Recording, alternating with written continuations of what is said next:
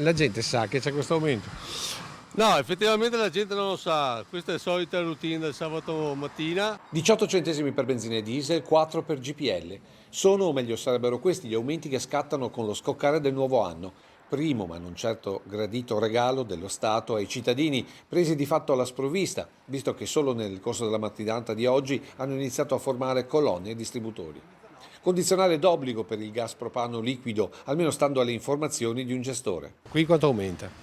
Questo noi lo sappiamo al momento, per dire il giorno prima, forse. Da mezzanotte a quanto aumenti?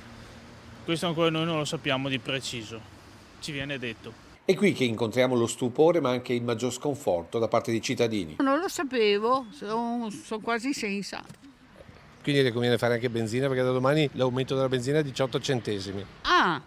Bene. Sono circa 200 euro per famiglia ogni anno.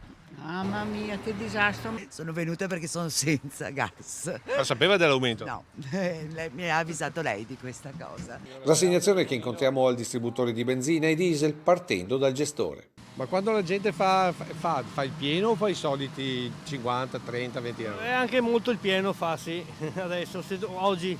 Sì? Perché domani aumenta, quindi è un po' spaventata. Senta, ma comunque sono tutti abbastanza informati, insomma. Non tantissimo, direi, perché i telegiornali non ne hanno parlato tanto. No, non lo sapevo. Quindi lei è venuto a fare la benzina perché gli serve Mi occorre farle, devo farlo, tutto là. Sai che con questo aumento per le famiglie sono 200 euro in più all'anno? Vabbè, poco da fare, dunque non ho soluzioni. E non ci si può fare nulla.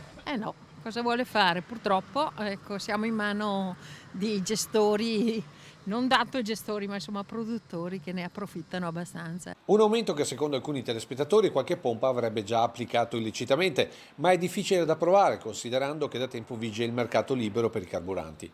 In ogni caso, almeno fino alla mezzanotte, si potrà fare il pieno con i prezzi del 2022. Quindi uno può fare benzina in automatico fino alle 23,58 del vecchio anno. Col vecchio prezzo. E poi dall'una in pratica comincia il prezzo nuovo.